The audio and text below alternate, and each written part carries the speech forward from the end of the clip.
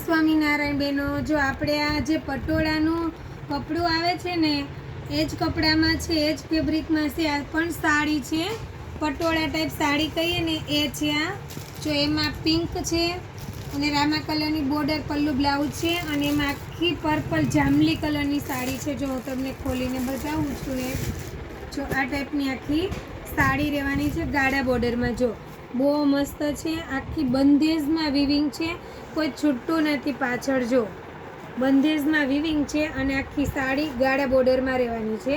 જે દીદીને ગમે પ્લેન ગાળા બોર્ડરનું જોતો હોય અને કપડું એકદમ સ્મૂથ રહેવાનું છે, એકદમ કૂણું કપડું છે દીદી. જેને જે સાડીનો કલર ગમે સ્ક્રીનશોટ લઈને મને વોટ્સઅપમાં મેસેજ કરજો. જો લીંબુ પીળો કલર છે અને વધારે થોડોક ડાર્ક યલો કલરની બોર્ડર આવે છે.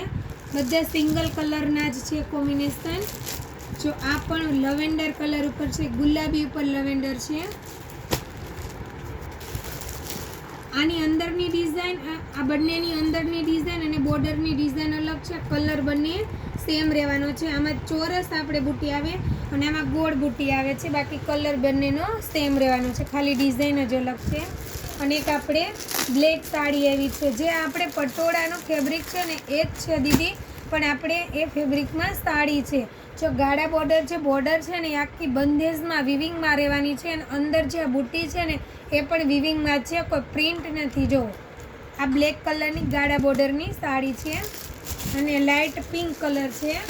આ પણ જોરદાર છે, જો તમે બહુ મસ્ત છે. જો પિંક કલર છે દીદી, એકદમ ફાઇન છે. બોર્ડર ઉપર મોર એટલા મસ્ત આમાં છે ને ડિઝાઇનમાં, તે બહુ સરસ લાગે છે.